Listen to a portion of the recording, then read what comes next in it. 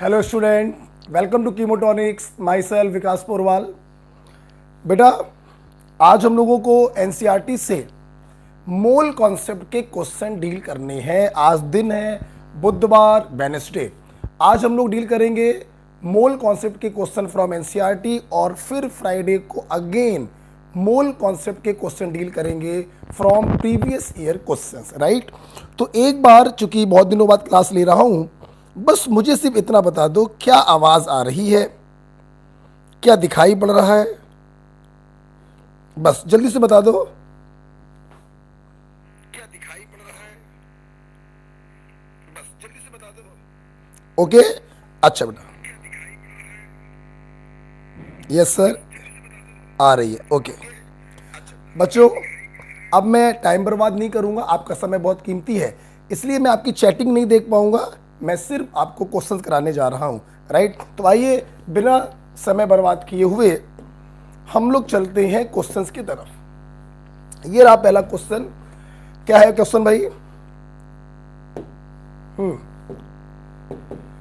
A compound contain 4.07% of hydrogen and फलाना percent of carbon और ढिमाका percent of chlorine. आपको molecular mass इसका दिया गया है और इंपीरिकल एंड मॉलिक्यूलर फार्मूला पूछा गया। एक बात बताओ, हम लोग इंपीरिकल फार्मूला कैसे बनाते हैं? आपको कंपाउंड के अंदर कौन कौन सी एलिमेंट बता दिए गए हैं। हाइड्रोजन है, कार्बन है, क्लोरीन है। हाइड्रोजन कितना है? 4.07%। कार्बन कितना है? 24.27%। और क्लोरीन बच्चों कितना है? 71.65%, राइट। हम लोगों को दो काम करने होते हैं, आप सबको मालूम है। पहला काम हम लोग क्या करेंगे, ये जो भी आपको परसेंटेज दिया गया है इसमें एटॉमिक वेट से क्या करते हैं? डिवाइड करते हैं। यहां पर भी डिवाइड करेंगे कार्बन के एटॉमिक वेट से, 12 दूनी 24, 12 दूनी 24। यहाँ पे डिवाइड करेंगे क्लोरीन के एटॉमिक वेट से 35.5, लगभग ये भी आएगा 2.02। दूसरा काम हम लोग क्या करेंगे कि पहले काम में जो नंबर सबसे छोटा आया है उसको फिर से हम लोग इन तीनों नंबर्स में डिवाइड करेंगे और ये जो नंबर बच्चों अब निकल कर आते हैं ये नंबर ही कहलाते हैं इंपीरिकल फार्मूला। तो इसका इंपीरिकल फार्मूला क्या बन गया? इसका इंपीरिकल फार्मूला बन गया, एक दो हाइड्रोजन है, एक कार्बन है, एक क्लोरीन है, तो CH2Cl। This is the empirical formula. CH2Cl यहां पर भी लिखा है और CH2Cl यहां पर भी लिखा है। क्या करेंगे? मॉलिक्यूलर फार्मूला निकालना पड़ेगा। आपको मालूम है मॉलिक्यूलर फार्मूला बराबर होता है empirical formula into common factor, right. अब कॉमन फैक्टर हम लोग कैसे निकालें? तो आपको मालूम है कि कॉमन फैक्टर बराबर होता है molecular weight upon empirical weight. Molecular weight बच्चों आपको दिया है 98.96, राइट। और इंपीरिकल वेट निकालिए, 12 और 2 14, और 14 में आप जोड़ दीजिए 35.5 को, 5 4 9, 3 और 1 4, 49.5 डिवाइड करेंगे, 2 बार जाएगा। तो कॉमन फैक्टर बच्चों कितना आ गया? 2 आ गया, यहां रख दीजिए CH2Cl इंटू 2, तो C2H4Cl, C2H4Cl2। The answer is B, right. एक बार मैं जरा कैमरा देख लेता हूं, सबको सही दिखाई पड़ रहा है? ओके, यस, बिल्कुल साफ दिखाई पड़ रहा है, कोई इशू नहीं है। चलिए, क्वेश्चन नंबर 1, इंपीरिकल फार्मूला। आजकल नीट का काफी चहेता क्वेश्चन बन चुका है इंपीरिकल फार्मूला के ऊपर। बहुत ही आसान होता है, 2 स्टेप हम लोग को करने होते हैं। सबसे पहले एटॉमिक वेट को डिवाइड करिए, कुछ नंबर निकल कर आते हैं, जो नंबर सबसे छोटा हो उसको फिर से डिवाइड कर दीजिए। अब जो नंबर आते हैं वही कहलाते हैं इंपीरिकल फार्मूला। अगर मॉलिक्यूलर फार्मूला आपको बनाना है तो इंपीरिकल फार्मूले में कॉमन फैक्टर से मल्टीप्लाई करेंगे। और कॉमन फैक्टर हम कैसे निकालते हैं? Molecular weight upon empirical weight, right. चलते हैं नेक्स्ट क्वेश्चन की तरफ। That is question number 2। आप देखिए क्या है भाई ये क्वेश्चन। देखिए, 10 kilogram A2 and 50 kilogram B2 are mixed. अच्छा भाई, हमारे पास A2 गैसियस है, मैं लिख नहीं रहा हूं, 10 किलोग्राम है, और इसकी रिएक्शन हमने B2 से कराई है विच इज 50 किलोग्राम, राइट। और इन्होंने बच्चों बनाया है BA3। अच्छा भाई, calculate the BA3 formed and the limiting reagent in the production of BA3। दो चीजें आपसे पूछी गई हैं, एक तो आपसे BA3 का बच्चों वेट पूछा गया है, और दूसरा आपसे पूछा गया है इनमें से लिमिटिंग रिएजेंट कौन होगा। स्टोकियोमेट्री का क्वेश्चन है, आपको मालूम है पहला काम होगा रिएक्शन मस्ट बी बैलेंस, तो रिएक्शन बैलेंस होनी चाहिए। आप यहां पर अगर 2 कर दीजिए, बी बैलेंस हो गया, यहां पे 3 कर दीजिए। लिमिटिंग निकालने के लिए वेट से काम नहीं चलेगा, हमें क्या निकालना पड़ेगा बच्चों, मोल निकालना पड़ेगा। सो प्लीज आइए देखते हैं मोल कैसे निकालेंगे। वेट वैसे तो ग्राम में रखना होता है, बट किलोग्राम में रखने पे कोई इशू नहीं आएगा, क्योंकि इसका वेट भी किस में निकल कर आएगा, फिर किलोग्राम में निकल कर आएगा। तो इसलिए मैं किलोग्राम में ले ले रहा हूं, वेट इन किलोग्राम। हेलो, हाँ बेटा। ओहो, कैमरा साफ नहीं है क्या, दिखाई नहीं पड़ रहा है? बेटा क्या कैमरा साफ नहीं है क्या? साफ तो आ रहा है बेटा, अपने में चेक करिए, हमारे में बिल्कुल साफ आ रहा है बेटा। बेटा आप लोग अपने में चेक कर लीजिएगा, और मेरे मोबाइल में बिल्कुल साफ आ रहा है, और जिससे रिकॉर्डिंग हो रही है वहाँ पर भी बिल्कुल साफ है। तो एक बार अपने साइड का नेटवर्क चेक कर लीजिएगा प्लीज़। ओके, अपने साइड का बच्चों नेटवर्क चेक कर लीजिएगा, हमारे साइड पर बिल्कुल सही आ रहा है। सही है सर, साफ है। ओके, ये बड़ी बस थोड़ी सी प्रॉब्लम होती है। हेलो,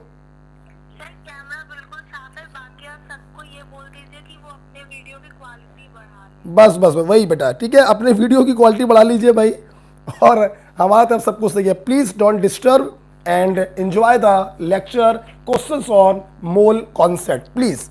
आइए, तो बेटा अपन ने क्या करेंगे, मोल में मॉलिक्यूलर वेट से डिवाइड करेंगे, और आपको A2 का जो मॉलिक्यूलर वेट दिया है आप देख सकते हैं 2 ग्राम दिया है, आपने 2 से क्या कर दिया, डिवाइड कर दिया।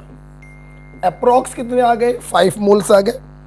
और इसके भी जरा मोल निकाल लेते हैं हम लोग, वेट किलोग्राम में रखने कोई इशू नहीं है, और इसका जो मॉलिक्यूलर वेट होगा वो कितना होगा, दिया गया है 28। ओहो, ये तो बहुत बड़ी प्रॉब्लम है भाई।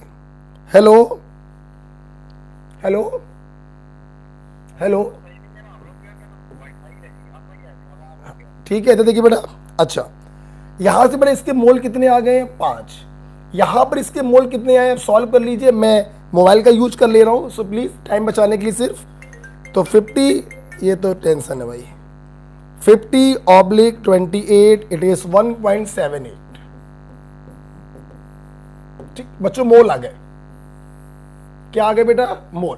अब अपन लोगों को निकालना है लिमिटिंग रिएजेंट निकालना है। कैसे निकलेगा, जो भी मोल होते हैं उसमें बैलेंसिंग कोफिशिएंट से डिवाइड करेंगे, जो वैल्यू मिनिमम आएगी हम उसी को कहते हैं लिमिटिंग रिएजेंट।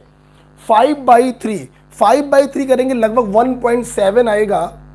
5/3 करेंगे लगभग कितना आएगा बच्चों, 1.7 के अल्ले पल्ले आएगा, और 1.7/1 करेंगे तो 1.78 आएगा। तो हमारा लिमिटिंग रिएजेंट बच्चों कौन हो गया, A2। और अगर ये लिमिटिंग रिएजेंट है तो ये पूरा का पूरा 5 मोल खत्म हो जाएगा, राइट। कितना बनेगा AB3, आपको मालूम है, जितना लिमिटिंग के आगे लिखा उतना ही सबके आगे लिख दो, उसके कॉफिशिएंट से गुणा करो और लिमिटिंग के कॉफिशिएंट से डिवाइड। बच्चों इसके मोल कितने आ जाएंगे, 10/3 मोल।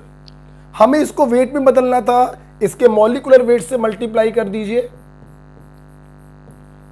BA3 का मॉलिक्यूलर वेट क्या होगा, यही सबसे अच्छा पॉइंट है। देखिए, अगर B2 का मॉलिक्यूलर वेट 28 है तो B का एटॉमिक वेट क्या होगा, 14 प्लस। अगर A2 का मॉलिक्यूलर वेट 2 है तो A का एटॉमिक वेट क्या होगा, 1 × 3, तो इसका मॉलिक्यूलर वेट आ गया 14 और 3 17। बच्चों मल्टीप्लाई कर दीजिए, मैं फिर से मोबाइल का यूज कर रहा हूं, 170/3 द आंसर इज 56.66। हाँ, रिमेंबर आपने जब यहां पे मोल निकाला था तो वेट किलोग्राम में था, तो जब इस मोल को आप वेट में बदलेंगे तो ये भी बच्चों किलोग्राम में आएगा। तो एक आंसर आ गया है BA3 56.6। 56.6 ये तो ठीक लग रहा है BA3। 56.6 BA3 ठीक लग रहा है किलोग्राम में, या 56.6 इंटू 10 की पावर 3, यस ये भी सही लग रहा है। 56.6 10 की पावर 3 ये भी सही लग रहा है। 56.6 10 की पावर 3 किलोग्राम ये गलत है। तो आंसर आपका ए भी हो सकता है, बी भी हो सकता है, डी भी हो सकता है। लिमिटिंग कौन है बच्चों? A2 is the limiting. A2 is the limiting. The right answer is D. The right answer is D. A2 is the limiting. Right, बहुत ही क्लोज है, बहुत ही क्लोज कैलकुलेशन है। दशमलव के 2 अंक तक आपको सॉल्व करना पड़ेगा, क्योंकि यहां पर इसके मोल आ रहे हैं 1.78, यहां पे मोल आए हैं 5 में 3 से डिवाइड करने पे आप ऑलमोस्ट 1.7 आएगा, और इसमें डिवाइड करने पे 1.78 आएगा। ये वैल्यू छोटी आएगी, तो A2 is the limiting reason. Right, इस क्वेश्चन में सबसे खूबसूरत पॉइंट क्या था वो देखिए। सबसे खूबसूरत पॉइंट बच्चों इसमें था कि BA3 का मॉलिक्यूलर वेट आपने कैसे निकाला, बोलिए हाँ या ना। B2 का मॉलिक्यूलर वेट है 28, तो एटॉमिक वेट होगा 14। A2 का मॉलिक्यूलर वेट है 2, तो A का एटॉमिक वेट होगा 1। बताइए बेटा समझ में आया कि नहीं आया? राइट, इस क्वेश्चन को बताइए समझ में आया बेटा कि नहीं आया? ओके, सही है, हाँ सही है, समझ में आया बेटा? देखो जल्दी से बताओ। सर साफ है, राइट, बिल्कुल ओके ओके ओके, क्लियर दिख रहा है, ठीक है ठीक है, राइट। तो आई थिंक ये बहुत ही प्यारा सवाल था। आगे बढ़ते हैं हम लोग स्टेप। ओके, क्वेश्चन नंबर 2 के बाद, yes this is question number 3। देखते हैं बच्चों, एंजॉय करेंगे, कूल होके बैठो, आराम से रजाई के अंदर घुस के आराम से बैठो, आराम से देखो बस। Right, amongst the following which was not proposed by Dalton's. बच्चों, आप लोगों को डाल्टन्स एटॉमिक थ्योरी के कुछ पॉइंट्स है मैं बताना चाहूंगा। ऐसा करते हैं मैं लिखवा के समय वेस्ट नहीं करूंगा, यहां पे जो पॉइंट्स आते जा रहे हैं वो मैं आपको दिखाता जा रहा हूं, ठीक है। Chemical reaction involve reorganization of atom, these are neither created nor destroyed by chemical reaction. Yes, this is the statement of Dalton's atomic theory. Dalton atomic theory हमसे कहती है जो मैटर होता है वो इंडिविजुअल पार्टिकल से मिलकर बनता है, जिन्हें हम एटम कहते हैं। पॉइंट नंबर 1 लिख लीजिएगा, मैं लिखूंगा नहीं भाई। Point number 2, atoms of same element are similar in all aspect including mass, and atoms of different element are different in mass as well as in other properties. Point number 3, बच्चों उन्होंने बताया जो आपके यहां पे लिखा हुआ है, chemical reaction involve reorganization of atoms but they are neither created nor destroyed.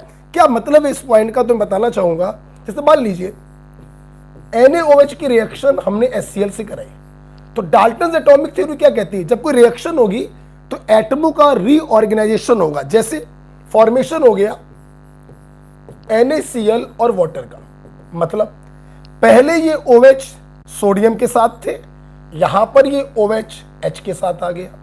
पहले ये क्लोरीन H के साथ था, यहां पर ये क्लोरीन सोडियम के साथ आ गया। तो रीऑर्गेनाइजेशन होता है, बट एटम ना पैदा किए जा सकते हैं और ना ही डिस्ट्रॉय किए जा सकते हैं। राइट, तो पहला स्टेटमेंट सही है। All atoms of given element have identical property including identical mass, atoms of different element differ in mass, बिल्कुल सही है। when gases combine or reproduce in a chemical reaction, they do so in a simple ratio by volume provided all gases are at constant temperature and pressure। बच्चों, ये Dalton's atomic theory का statement नहीं है, ये Gay Lussac law है। इसलिए Dalton's के according ये वाला क्या हो गया, गलत हो गया, तो यही हमारा राइट आंसर होगा। Matter consist of individual particle जिन्हें हम कहते हैं एटम, ये भी डाल्टन्स का एटॉमिक थ्योरी है। तो एक बार मैं फिर से बोल रहा हूं, डाल्टन की एटॉमिक थ्योरी, ध्यान से सब लोग सुनेंगे, ध्यान से सब लोग सुनेंगे। क्या पहला point, matter consist of individual particle, बोले तो atom. Atom of same element are similar in all aspect including mass and different for different element. Chemical reaction में एटम्स का रीऑर्गेनाइजेशन होता है, but they are neither created nor destroy, right. Dalton's atomic theory लिख लीजिएगा, मैंने 4-5 बार बोल दिया है। तो the right answer is C. C वाला जो स्टेटमेंट है वो डाल्टन्स एटॉमिक थ्योरी का नहीं है, वो गैलुसैक्स का है, अभी आपको पढ़ा देंगे, राइट। क्वेश्चन नंबर 3 के बाद क्वेश्चन नंबर 4। यस, आइए ये भी देखते हैं।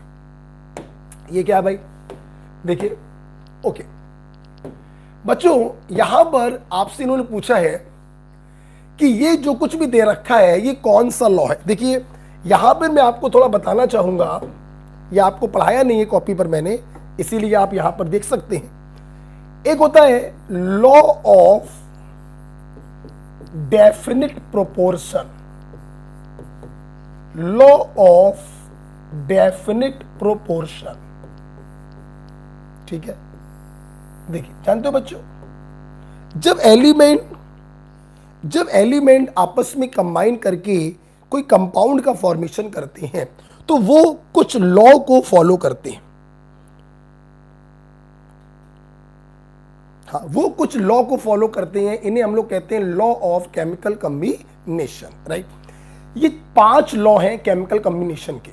Law of conservation of mass, law of conservation of mass, law of definite proportion, law of multiple proportion, Gay Lussac law, और 5वां लॉ होता है Avogadro's law.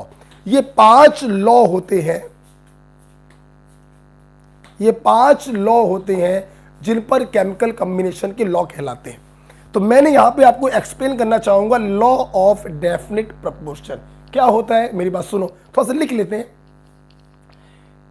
In a compound, in a compound element are present in fixed ratio by mass irrespective to source। किसी compound में जो element होते हैं, element fix ratio by mass में प्रेजेंट होते हैं इररिस्पेक्टिव टू देयर सोर्स। इसे कहते हैं law of definite proportion given by Proust या प्रॉस्ट, कुछ भी बोलिए, प्रॉस्ट ने या प्रूस्ट ने ये लॉ दिया था। जगह नहीं है, मैं इसको हटाना चाहूंगा, आप लिख लीजिएगा। क्या मतलब है इसका, देखेंगे। जैसे मान लो मैंने कार्बन और ऑक्सीजन का रिएक्शन कराकर CO2 बनाया। अगर आप ध्यान से देखें तो यहां पर कार्बन का जो वेट है, 1 मोल कार्बन है, 1 मोल कार्बन का मतलब 12 ग्राम, और यहां पर जो ऑक्सीजन का वेट है 2 मोल ऑक्सीजन एटम है, तो 2 में 16 से मल्टीप्लाई करो 32 ग्राम। कहने का मतलब अगर मैं यहां पर कार्बन और ऑक्सीजन के वेट का रेशियो निकालूं तो ये बच्चों कितना आएगा, 3:8। अब सुनना, अब क्या करिए, आप CO2 को किसी और तरीके से बनाइए। जैसे हमने कैल्शियम कार्बोनेट को गर्म किया तो कैल्शियम ऑक्साइड प्लस CO2 बना। यहां पर भी अगर देखिए तो कार्बन का वेट कितना है, 12 ग्राम, और ऑक्सीजन का वेट कितना है, 32 ग्राम। अगर यहां पर भी आप रेशियो निकालेंगे तो रेशियो कितना आएगा, 3:8। कहने का मतलब किसी कंपाउंड में जो एलिमेंट्स होते हैं उनका फिक्स रेशियो होता है by mass irrespective to their source. चाहे उनको कहीं से भी बनाया जाए, उनके रेशियो पे कोई फर्क नहीं पड़ता। यही कहलाता है law of definite proportion given by Proust. Okay, अब जो इस क्वेश्चन को देखिए, क्या है? If we take 2 sample of cupric carbonate, अच्छा क्यूप्रिक कार्बोनेट का मतलब CuCO3, अच्छा, one of which was natural origin and other was synthetic one.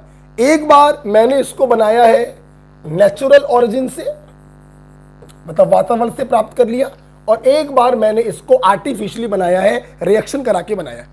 We found that composition of element present it was same. Composition क्या आए? Same आए। Natural source से जब बनाया तो भी कॉपर का परसेंटेज सेम है, ऑक्सीजन का भी सेम है, कार्बन का भी सेम है। बताइए ये किस लॉ को प्रपोज करता है? तो ये प्रपोज करता है लॉ ऑफ डेफिनिट प्रपोर्शन को। किसी भी कंपाउंड में जो एलिमेंट होते हैं फिक्स रेशियो में उपस्थित होते हैं इररिस्पेक्टिव टू देयर सोर्स। ये लॉ किसने दिया था? प्रूस्ट ने दिया था, राइट। क्वेश्चन नंबर 4 के बाद है क्वेश्चन नंबर 5। ओके, क्या है भाई? हमारे स्टूडेंट जानते हैं होमोजेनियस मिक्सचर उन्हें कहते हैं जो सिंगल फेस होता है, हर तरफ से देखने पर एक जैसे होते हैं और ऑल प्रॉपर्टीज सेम होती हैं। और हेटेरोजेनियस क्या होते हैं? एक से ज्यादा फेजें होती हैं, दैट्स इट। सो सब mixture are taken like sugar. Sugar solution क्या होगा? होमोजेनियस, हाँ या ना? पानी में शक्कर को घोलो आपको होमोजेनियस मिक्सचर प्राप्त होता है। चाय, चाय भी क्या होगी? होमोजेनियस होता है। चाय जब बनाते हैं तो क्या दूध और पानी अलग अलग दिखाई पड़ता है? नहीं, एक जैसा दिखाई पड़ता है। तो chai is the example of homogeneous. Pulses, दाल, दाल कैसी हो जाएंगी? हेट्रोजेनियस हो जाएंगी। दाल में जो डर्ट के पार्टिकल होते हैं दूर से दिखाई पड़ते हैं, मम्मी लोग कंकड़ को बीन के अलग कर देती हैं।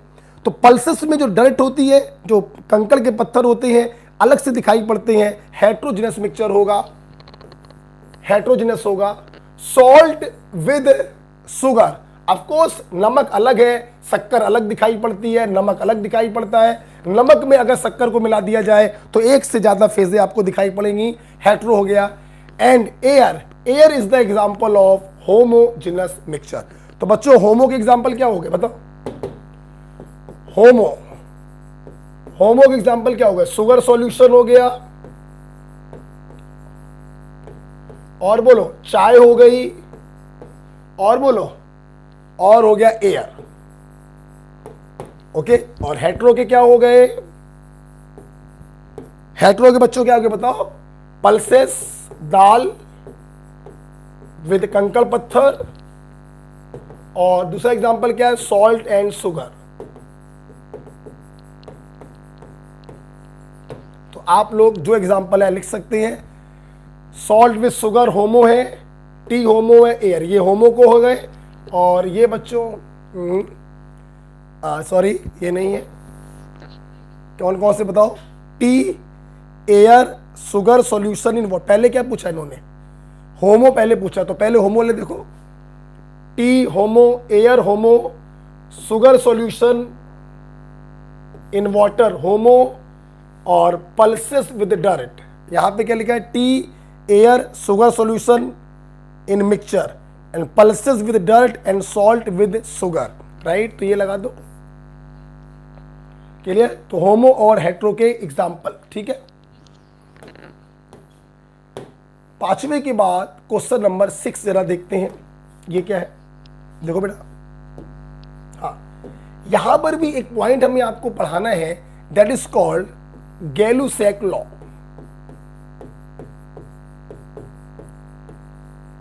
लॉ ऑफ डेफिनिट प्रपोर्शन आप लोगों ने देखा कि किसी कंपाउंड में जो एलिमेंट होते हैं वो फिक्स रेशियो में होते हैं इररिस्पेक्टिव टू देयर ऑरिजिन। अगला मैं लॉ ऑफ केमिकल कॉम्बिनेशन आपको बताना चाहता हूं, गैलुसैक लॉ। बच्चों कुछ नहीं होता है गैलुसैक लॉ, आपने मुझसे स्टोकियोमेट्री पढ़ी होगी। H2 प्लस O2 बराबर S2, ये पढ़ा है क्या? मैंने आपको ये पढ़ना सिखाया है कि गैसियस रिएक्शन को हम वॉल्यूम के टर्म्स में भी पढ़ सकते हैं। अर्थात हम लोग इस रिएक्शन को पढ़ सकते हैं कि 2 volume hydrogen combine with 1 volume of oxygen and form 2 volume of water vapour.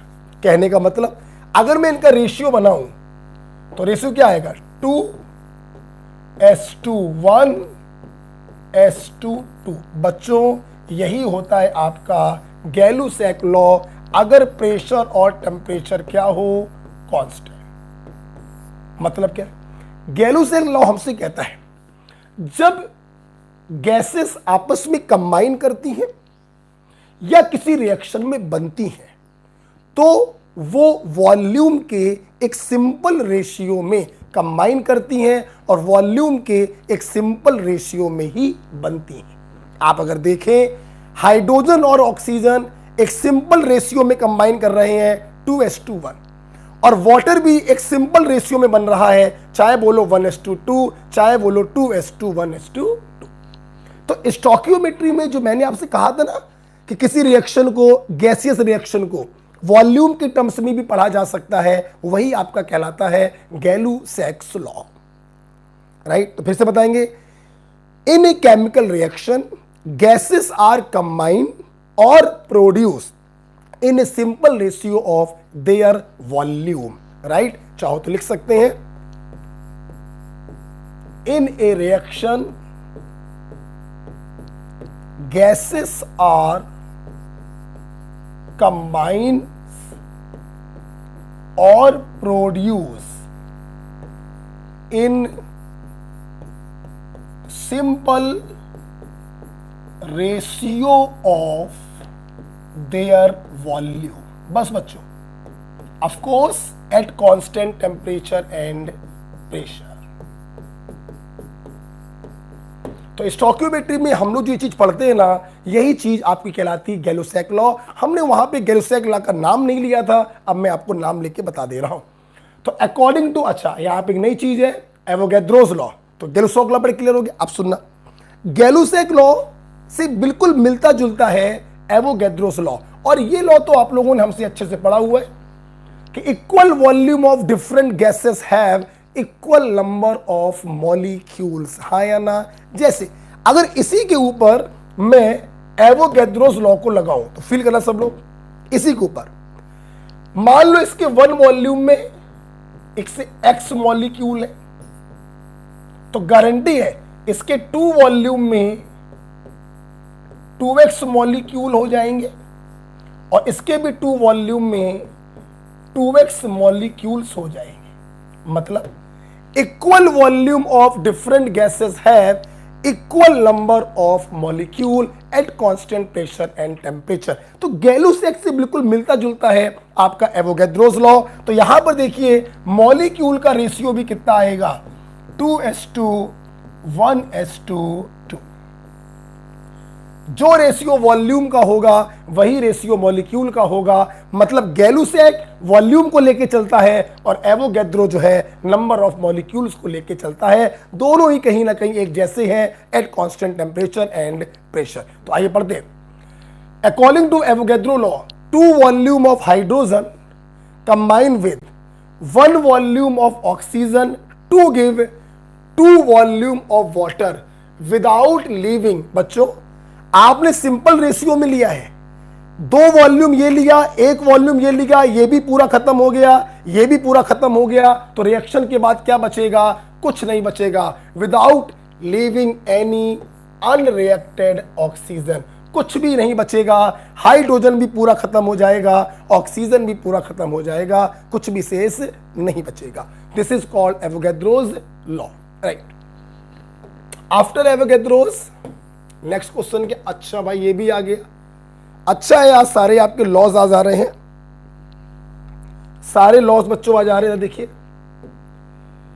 हाँ, लॉ ऑफ डेफिनिट प्रोपोर्शन हो गया, गैलू-सैक्स लॉ हो गया, एवोगैड्रोस लॉ आपको अच्छे से आता था। एक लॉ देखिए आपके सामने और आ गया है, लॉ ऑफ कंजर्वेशन ऑफ मास।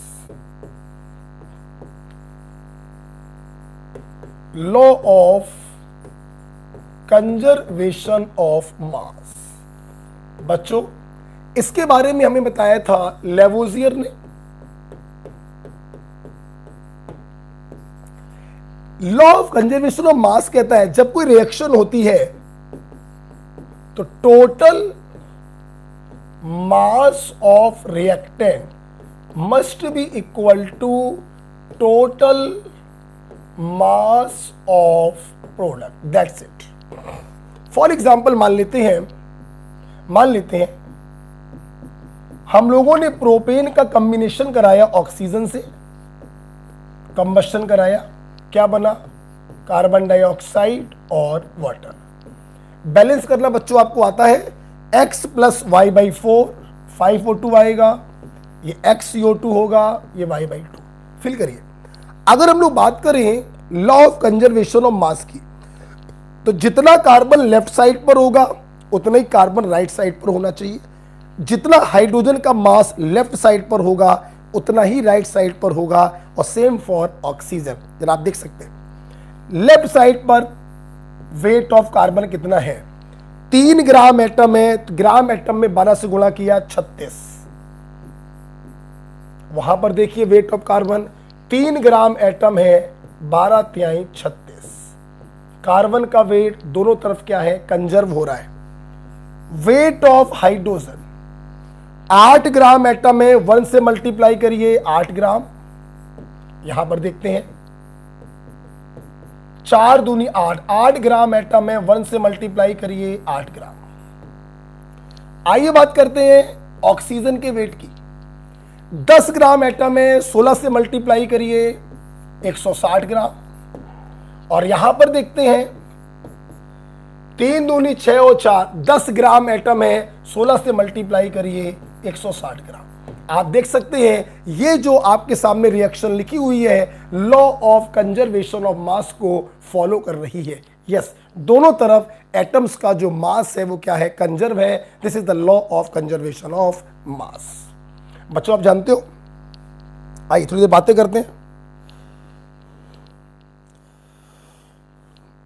हाँ ओके बेटा, मेरे में तो सब साफ दिखाई पड़ रहा है, एक बार अपने तरफ का नेटवर्क चेक कर लीजिएगा। ओके बेटा, मेरे में तो सब साफ दिखाई पड़ रहा है, एक बार अपने तरफ का नेटवर्क चेक कर लीजिएगा। राइट, हाँ आइए थोड़ी देर से बातें कर लेते हैं।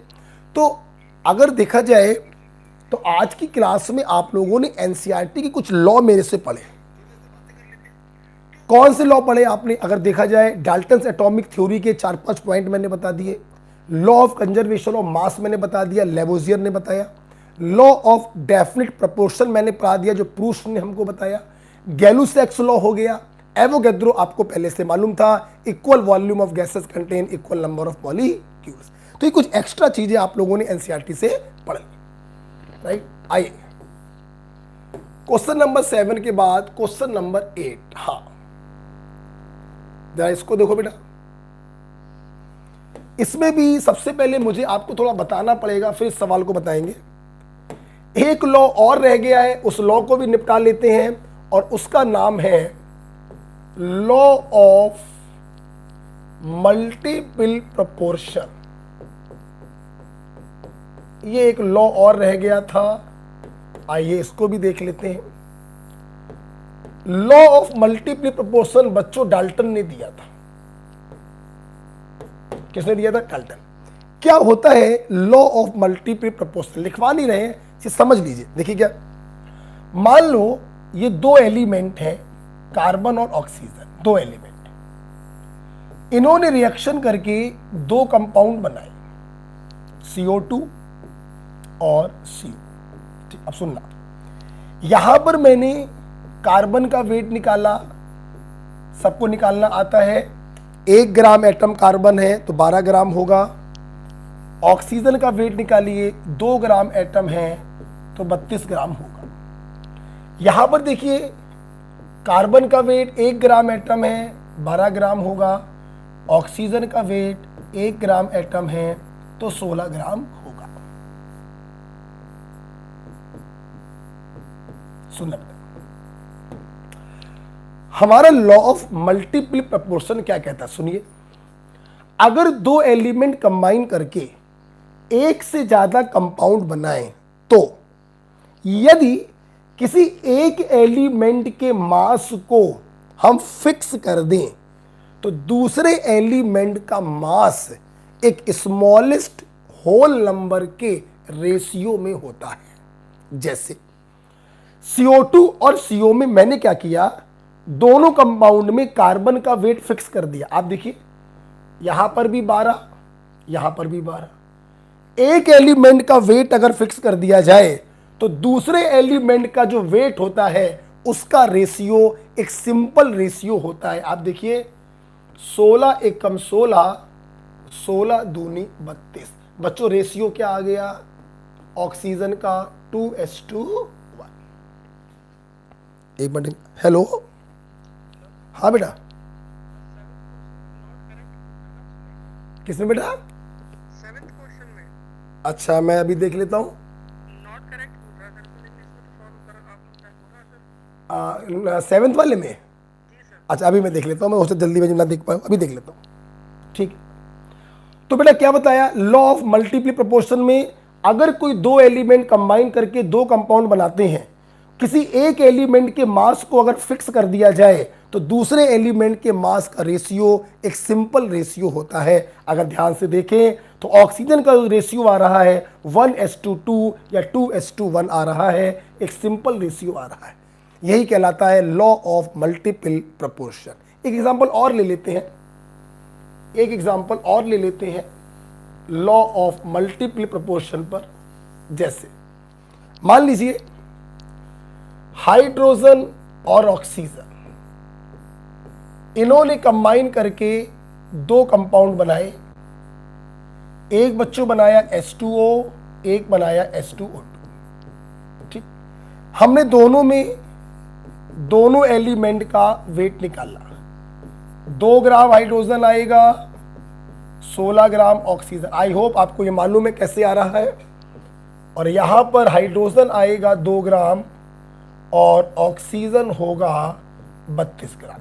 अब देखना बेटा, अगर एक एलिमेंट को फिक्स कर दिया जाए, जैसे आप देखिए हमने हाइड्रोजन को फिक्स कर दिया है 2 ग्राम 2 ग्राम, तो दूसरे एलिमेंट के मास का रेशियो एक स्मॉलेस्ट होल नंबर में होगा। देखिए ऑक्सीजन का रेशियो निकाला 16 एकम 16, 16 दूनी 32। यही कहलाता है बच्चों law of multiple proportion. Okay, तो आइए अब इस क्वेश्चन को जरा करके देखते हैं।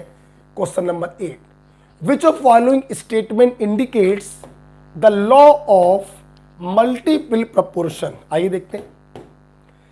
Sample of carbon dioxide taken from any source will always have carbon and oxygen in the ratio of 1:2। ये आपका है law of definite proportion. Carbon form 2 oxide namely CO2 and CO। बस जैसे ही देखना कि दो एलिमेंट ने कंबाइन करके एक से ज्यादा कंपाउंड बनाए हैं, आगे पढ़ने की जरूरत ही नहीं है, लॉ ऑफ मल्टीपल प्रोपोर्शन होगा। आप देखिए mass of oxygen which combine with fix mass of carbon are in the ratio of 2:1। Yes, यही है आपका law of multiple proportion. Okay, तो आगे जाने की जरूरत तो नहीं है। आगे देखिए, when magnesium burn in oxygen, the amount of magnesium taken from the reaction is equal to amount of magnesium in magnesium oxide form. Law of conservation of mass, right? At constant temperature and pressure, 200 ml of hydrogen will combine with 100 ml of oxygen and produce 200 ml of water vapor. This is Gay-Lussac law. This is Gay Lussac law. ये Gay Lussac law हो गया, तो ये भी answer नहीं है। हमारा answer बच्चों क्या होगा, बी होगा। Clear? This is about the law of multiple proportion. Okay, clear हुआ बेटा? सर ब्लर हो रहा है। ओके, अब बेटा ब्लर का नहीं मालूम है, हमारे मोबाइल में बेटा सही दिखाई पड़ रहा है। ओके, चलिए आज मैंने काफी सारे लॉज बच्चों आपको बता दिए हैं। और हाँ, एक बात बताना चाहेंगे आपको, आज काफ़ी सारे लॉ पढ़ाने पड़ गए, इसलिए शायद आज की क्लास थोड़ी सी लेंथी हो रही है, बट आगे से ऐसा नहीं होगा, क्योंकि एनसीईआरटी के मूल कॉन्सेप्ट में ये 4-5 लॉ एक्स्ट्रा लिखे हुए थे बेटा, इसलिए मैंने ये क्लास जानबूझ के रखी ताकि 4-5 लॉ में आपको एक्सप्लेन कर सकूँ। डिटेल में तो नहीं, बट एनसीईआरटी का पूरा काम हम लोगों ने कर लिया। थोड़ी सी लेंथी आज की क्लास होगी, बट नो इशू, आगे से अपना काम आधे घंटे का ही रहा करेगा, डोंट वरी, आधा घंटा 45 मिनट बस, ठीक है। आज की क्लास लेंदी होने का रीजन है, आज मैंने कई सारे लॉज बच्चों आपको बता दिए। नेक्स्ट अगेन देखिए, लॉ आपके सामने आ रहा है, क्या है भाई, 45.4 litre dinitrogen, 4 litre diner combine with 22.7 litre of dioxygen and form 45.4 litre of nitrous oxide according to the equation. Equation भी लिख के दे दिए भाई, ठीक। Which law is being obeyed in this experiment, दूर से दिखाई पड़ रहा है, यहां पर हमको दूर से समझ में आ रहा है गैलू-सैक्स लॉ। आप देखिए, 2 volume nitrogen combines with 1 volume of oxygen and form 2 volume of N2O। किसी केमिकल रिएक्शन में गैसेस जो होती हैं सिंपल रेशियो ऑफ वॉल्यूम में कंबाइन करती हैं। आप देखिए, ये एक मान लें, जस्ट ये दुगना हो गया और जस्ट ये दुगना हो गया, तो कौन सा लॉ फॉलो हो रहा है, गैलू-सैक्स लॉ ऑफ गैसियस वॉल्यूम। अब पढ़ा दिया देखिए, तो अब टाइम नहीं लग रहा है, राइट। आगे बढ़ते हैं, फटाफट काम हो जाएंगे, सारे लॉ हो चुके हैं तो अब टाइम नहीं लगेगा। आइए अगला क्वेश्चन फ्रॉम एनसीईआरटी, बहुत ही सिंपल क्वेश्चन लग रहा है। The number of atom present in 1 mole of an element is equal to Avogadro number. ना बताते तो भी क्या दिक्कत थी, हमें तो मालूम था। Which of following element contain greatest number of atom, हमारे बच्चों को मालूम है मोल का सेकंड फार्मूला होता है number upon Avogadro number. This value is a constant value, जिसके मोल ज्यादा होंगे उसके नंबर भी ज्यादा होंगे। आप कुछ मत करिए, तीनों के मोल निकाल लीजिए। Weight in gram upon atomic mass, atom के बारे में चर्चा हो रही है, हम लोग क्या निकालेंगे, ग्राम एटम निकालेंगे। तो यहां पे मोल बराबर क्या होगा, wait in gram upon atomic मास। यहां पे मोल बराबर होगा wait in gram upon atomic मास 10⁻³ और यहां पे मोल बराबर होगा wait in gram upon atomic मास। हमें क्या पूछे गए हैं, ग्रेटेस्ट नंबर ऑफ एटम पूछे गए। तो सबसे ज्यादा एटम बच्चों किसमें होंगे, हेलो, जहां पर सबसे ज्यादा मोल होंगे, the answer is D. Okay, clear हो गया बेटा, बहुत ही सिंपल क्वेश्चन था। जहां पर मोल ज्यादा होंगे वहां पर एटम भी क्या होंगे, ज्यादा। 1 मोल, 2 मोल, 10⁻³ मोल, 3 आएगा 2 आएगा, 10⁻² आएगा। और यहां पे सबसे ज्यादा मोल कहां पे आ रहे हैं, चौथे में, तो उसके नंबर ऑफ एटम भी क्या होंगे, सबसे ज्यादा, राइट। हेलो, हाँ बेटा, हाँ वो ठीक है बेटा, देख लीजिए, अरे कोई बात नहीं। अरे क्वेश्चन नंबर 7 में बच्चों देख लेना, बार बार बच्चे फोन कर रहे हैं। क्वेश्चन नंबर 7 में शायद नॉट करेक्ट पूछा गया है और मैंने बता दिया है करेक्ट। कोई दिक्कत है क्या उससे, सही कर लेना उसको, राइट। आगे बढ़िए। The minimum amount of oxygen consumed, just a minute, और नीचे कर दें, हाँ देखो बेटा क्या है, the minimum amount of oxygen consumed per gram of reactant is for the reaction. सुनो बेटा, हमारे पास 1 ग्राम रिएक्टेंट है, तो हमें पता ये करना है कि मिनिमम अमाउंट ऑफ ऑक्सीजन किसमें कंज्यूम होगा पर ग्राम ऑफ रिएक्टेंट।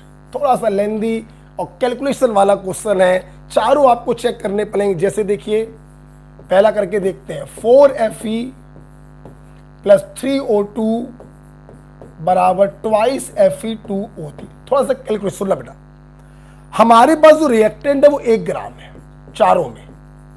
यहां पर ये 1 ग्राम हो जाएगा, यहां पर ये 1 ग्राम हो जाएगा, यहां पर ये 1 ग्राम हो जाएगा और यहां पर ये 1 ग्राम हो जाएगा। सुनना, अब हमें वो रिएक्शन चूज करनी है जिसमें ऑक्सीजन कंज्यूम सबसे कम हो, सबसे कम।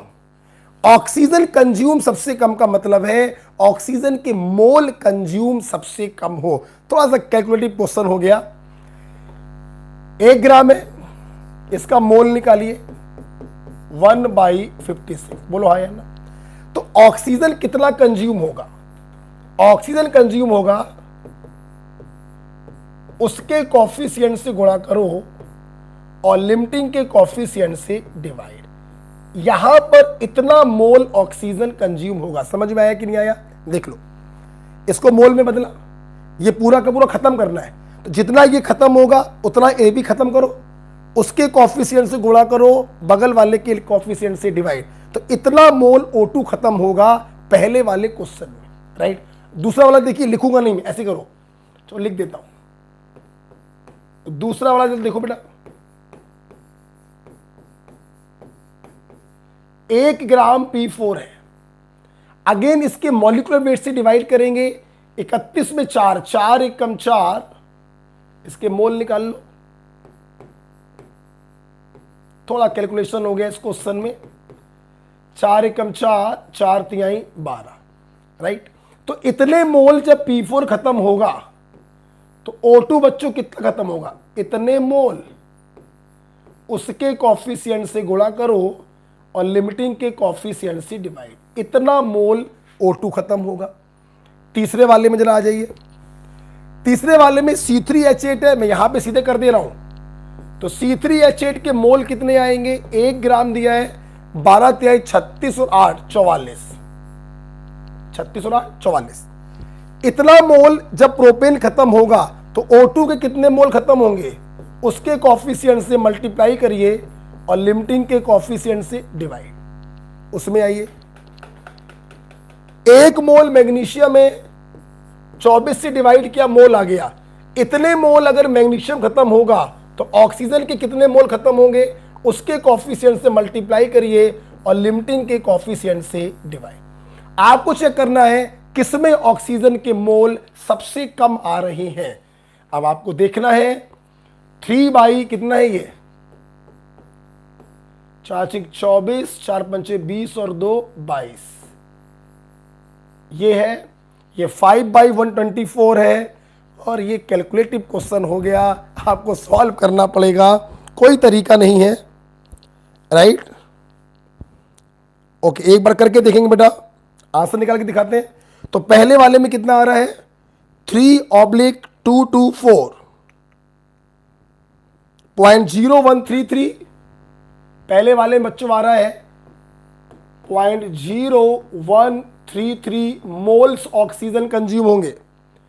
दूसरे वाले में कितना आ रहा? 5/124.04 मोल ऑक्सीजन कंज्यूम होंगे। तीसरे वाले में बेटा आ रहा 5/44.11, इसमें आ रहा है 0.113 मोल्स ऑक्सीजन कंज्यूम होगा। और चौथे वाले में बच्चों आ रहा है 1/48.02। अब आप बताइए सबसे कम ऑक्सीजन के मोल किसमें कंज्यूम हो रहे हैं? 0.02, आई थिंक पहले वाले में हो रहे हैं। The answer is first, right. बताओ जरा भाई। Yes yes yes. अबे गुड मॉर्निंग सर नहीं, ओके बेटा आपस में चैटिंग मत करिए, और जिसको सोना हो जाके सो यार, दिक्कत क्या है? ये तो एक ऐसे ही प्रोग्राम है जिन बच्चों को लग रहा हो कुछ नया सीखना है, कुछ ज़्यादा नंबर ऑफ क्वेश्चन की प्रैक्टिस करनी है, तो वो यहाँ पे आराम से देख सकता है। और सोना है तो यार जाके सो सकते हो। हाँ भाई बिल्कुल सही बोला है। Yes yes yes. Mohammad Hamid, बेटा मोबाइल में घुस के मारूंगा। ओके आओ इधर देखो। तो क्वेश्चन बहुत ही सिंपल था बट कैलकुलेशन था। जानबूझ के मैंने कैलकुलेशन डाला क्योंकि इस बार नीट में काफी अच्छा खासा कैलकुलेशन आ गया, राइट। तो क्वेश्चन ये था 1 ग्राम हमने चारों रिएक्टेंट ले लिए हैं, तो बताइए किस क्वेश्चन में, किस ऑप्शन में ऑक्सीजन कंज्यूम सबसे कम होगा। जिस ऑप्शन में ऑक्सीजन के मोल सबसे कम होंगे उसी ऑप्शन में ऑक्सीजन कंज्यूम भी सबसे कम होगा। The answer is a, right. Okay, question number 12 बहुत ही अच्छा सवाल है, देखो जरा बेटा, अच्छा क्वेश्चन है बहुत, आईआईटी में पूछा गया था ये एनसीईआरटी में नहीं है। आपके पास ओजोन है 16 ग्राम, आपके पास कार्बन मोनोऑक्साइड है 28 ग्राम, आपके पास ऑक्सीजन है 16 ग्राम, और आपसे पूछा जा रहा है ratio of number of atoms of oxygen. ध्यान देना, ध्यान देना। अपन यहां से O3 के मोल निकाल लें, 16/48, 1/3। फील करना, 1 मोल ओजोन में 3 मोल ऑक्सीजन एटम है, या 1 ग्राम मोल ओजोन में 3 ग्राम एटम ऑक्सीजन है। तो यहां से अगर मैं ग्राम एटम ऑफ ऑक्सीजन निकालूं तो 1 मोल में 3 ग्राम एटम ऑक्सीजन है, तो 1/3 मोल में 1 ग्राम एटम ऑक्सीजन होगा। यहां पर आइए, मोल निकालिए अपॉन मॉलिक्यूलर वेट 28। देखना, 1 मोल CO में 1 ग्राम एटम ऑक्सीजन है, तो 1 मोल CO में 1 ही ग्राम एटम ऑक्सीजन का होगा। अच्छा, यहां पे निकालिए मोल, 16/32, 1/2। 1 मोल O2 में 2 ग्राम एटम ऑक्सीजन है, तो 1/2 मोल O2 में ग्राम एटम ऑफ ऑक्सीजन कितने होंगे? 1। जब तीनों में ऑक्सीजन के ग्राम एटम सेम हैं, तो तीनों में ऑक्सीजन के नंबर ऑफ एटम भी क्या होंगे? सेम होंगे। The answer is 1:1:1। यस, ये आईआईटी का सवाल था। अब तुम लोग जरा सिर्फ सोचो, आप सोचो, आज मेरे ख्याल से मुझे पढ़ाते हुए लगभग 50 मिनट होने वाले हैं। इस क्वेश्चन के पहले तक एनसीईआरटी के क्वेश्चन आ रहे थे जिसके लॉ आपने नहीं पढ़े थे, तो वहां पे समय लग गया। उन पॉइंट को अपनी नोटबुक में नोट जरूर कर लेना, ठीक है। अब जैसे ही आपके पढ़े हुए क्वेश्चन आए, तो फिर आईआईटी का हो या नीट का हो, कोई फर्क नहीं पड़ता। आप देखिए, ये आईआईटी का आया हुआ सवाल है, इसमें कोई दम नहीं थी, तुरंत सॉल्व हो गया। ग्राम मोल निकाले, ग्राम मोल से ग्राम एटम निकाले, अगर ग्राम एटम सेम है तो नंबर ऑफ एटम भी क्या होंगे? सेम होंगे। आई होप आपको ये क्वेश्चन समझ में आ गया होगा। 12 के बाद क्वेश्चन नंबर 13। यस, ये भी देख लेते हैं भाई। अब सारे सवाल जल्दी जल्दी हो जाएंगे क्योंकि एनसीईआरटी का खेल क्या हो चुका है? खत्म हो चुका है। आइए देखिए, एक गैसियस हाइड्रोकार्बन, कोई गैसियस हाइड्रोकार्बन है, मैंने इसको कंबस्ट किया, बच्चों CO2 मिला और वाटर मिला। फील करना, CO2 मिल रहा है 3.08 ग्राम और वाटर मिल रहा है 0.72 ग्राम। बताइए जरा इसका इंपीरिकल फार्मूला क्या? थोड़ा दिमाग लगाओगे तो कर ले जाओगे, थोड़ा सा दिमाग लगाओ। देखना, बड़ी एक बात बताइए, जितना ग्राम एटम कार्बन का यहां है उतना ही ग्राम एटम यहां होगा, और जितना ग्राम एटम हाइड्रोजन का यहां है उतना ही ग्राम एटम हाइड्रोजन का यहां होगा। और आपको यह भी मालूम है कि एटम्स कंबाइन करते हैं अपने ग्राम एटम के रेशियो में। कहने का मतलब, कार्बन का ग्राम एटम यहां पे निकाल दो, वो x की वैल्यू बन जाएगी, और हाइड्रोजन का ग्राम एटम यहां पे निकाल दो तो वो y की वैल्यू बन जाएगी। That's it. आइए करते हैं। हमने CO2 का मोल निकाला अपॉन 44, ये CO2 के मोल आ गए। अब CO2 के मोल में, 1 मोल CO2 में 1 ग्राम एटम कार्बन है, तो इतने मोल CO2 में इतने ही ग्राम एटम कार्बन होगा। ये ग्राम एटम ऑफ कार्बन आ गया। यहां पर आइए, वाटर के वेट में, वाटर के मॉलिक्यूलर वेट से डिवाइड किया तो वाटर का मोल आ गया। 1 मोल वाटर में 2 ग्राम एटम हाइड्रोजन है, तो इतने मोल वाटर में इतने ग्राम एटम हाइड्रोजन होगा। बस सॉल्व कर लो। ये आपकी x की वैल्यू आ गई है और ये आपकी y की वैल्यू आ गई है, तो x और y का रेशियो निकालना है। निकालो रेशियो। देखो x और y का रेशियो निकालना, ये वैल्यू क्या हो जाएगी, ये वैल्यू x हो गई और ये वैल्यू क्या हो गई y। तो x और y का रेशियो कितना आएगा, दशमलव से दशमलव हट गया, डिवाइड करो। 18 चौको 72, 4 दूनी 8, और ये कितने में जाएगा 7 बार, तो 7s2 8 ये रहा 7s2 8। बात क्लियर है। थोड़ा सा कॉमन सेंस हम लोग को लगाना था कि यहां का कार्बन पूरा यहां आया है और हाइड्रोजन पूरा यहां आया है।